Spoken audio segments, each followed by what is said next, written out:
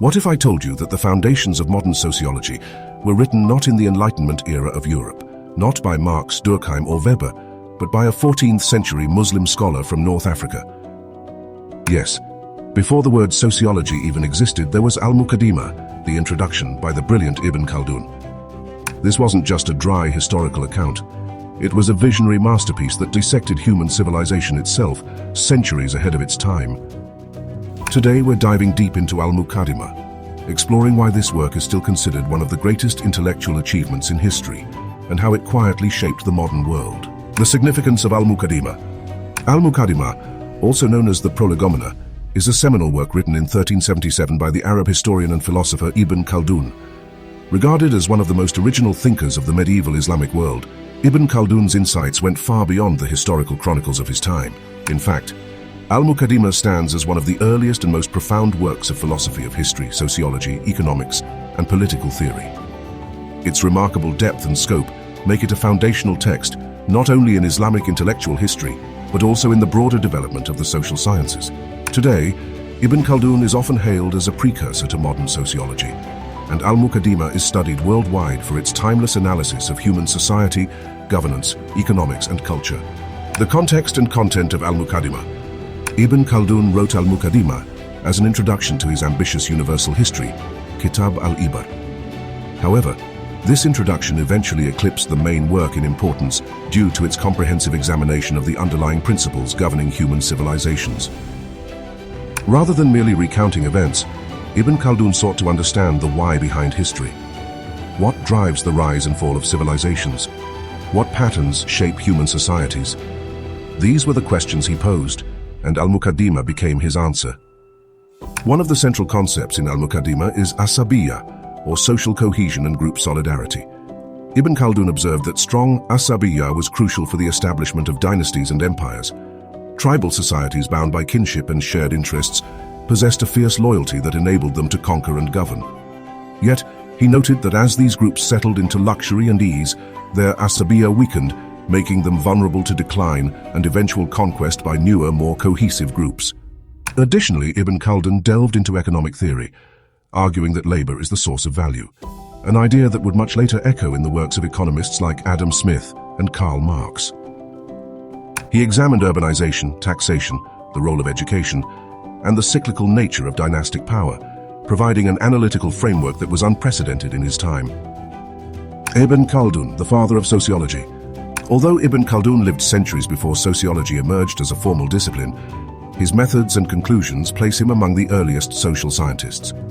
Sociology, in essence, is the systematic study of society, social relationships, and institutions. Ibn Khaldun's approach in Al-Muqaddimah mirrors this definition. He did not view historical events as isolated incidents, but as part of larger, interconnected social patterns. His emphasis on empirical observation and his desire to uncover general laws of society anticipate the methods of modern sociology. Sociology as an academic discipline formally emerged in the 19th century, with thinkers like Auguste Comte, Emile Durkheim, and Max Weber. But here's the thing, many of the questions they wrestled with were already explored by Ibn Khaldun 5 centuries earlier. Take Durkheim's concept of social solidarity. Ibn Khaldun's asabiyya is strikingly similar. Ibn Khaldun too emphasized the role of economic factors in shaping civilizations. He explored labor, production, taxation, and wealth distribution with remarkable depth. And Max Weber? His analysis of bureaucracy, authority, and cultural factors in societal development echoes Ibn Khaldun's observations about the administrative decline of dynasties and the cultural shifts that follow political change. It's no exaggeration to say that Ibn Khaldun laid the intellectual groundwork for sociology. He examined society holistically, blending economics, politics, psychology, culture, and environment into an integrated analysis of human civilization. Yet, for centuries, Ibn Khaldun was largely unrecognized in European academia. His works were known in the Islamic world, but it wasn't until the 19th and 20th centuries that Western scholars began to appreciate the depth of his contributions. Today, many acknowledge him as a pioneer, if not the true father of sociology. What makes Al-Muqaddimah a classical work? Several qualities contribute to Al-Muqaddimah being regarded as a classical masterpiece. First and foremost is its intellectual originality. At a time when historical writing was largely descriptive and anecdotal, Ibn Khaldun's analytical approach marked a revolutionary departure.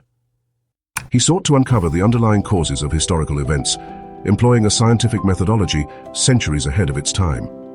Secondly, the universality of its themes ensures its lasting relevance. Ibn Khaldun's exploration of power, social cohesion, economic cycles, and the rise and fall of civilizations transcends cultural and temporal boundaries. His theories apply as much to medieval dynasties as they do to contemporary societies grappling with globalization, economic inequality, and political instability.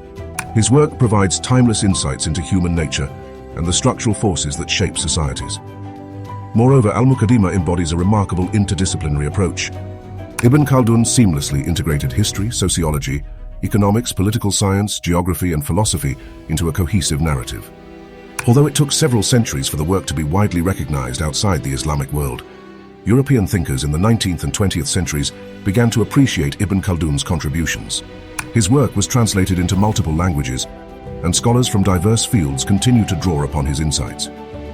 Today, Al-Muqaddimah is studied in universities across the globe, and Ibn Khaldun is celebrated as a pioneer of the social sciences. The modern relevance of Al-Muqaddimah. So what makes Al-Muqaddimah so powerful today? In a world that feels increasingly chaotic, Ibn Khaldun offers clarity. When we watch news headlines about political instability, social fragmentation, or economic decline, we're often left searching for meaning. Ibn Khaldun gives us a framework to understand these events, not as random occurrences, but as part of broader social cycles. He teaches us that no empire, no civilization, no society is immune to the forces of history. Complacency, corruption, loss of social solidarity, these are the silent killers of civilizations. But he also offers a message of hope. Renewal is always possible. As older systems decay, new dynamic groups with fresh asabiyya emerge to build anew. This cyclical view of history reminds us that decline is not the end. It is part of the natural ebb and flow of human societies. Thanks so much for watching till the end. I really appreciate your time and support. If you enjoyed the video, don't forget to give it a like. I'll be making a separate video diving into the philosophy and life of Ibn Khaldun, so stay tuned for that. In the meantime, click the playlist on screen to watch more videos like this. I'll see you there.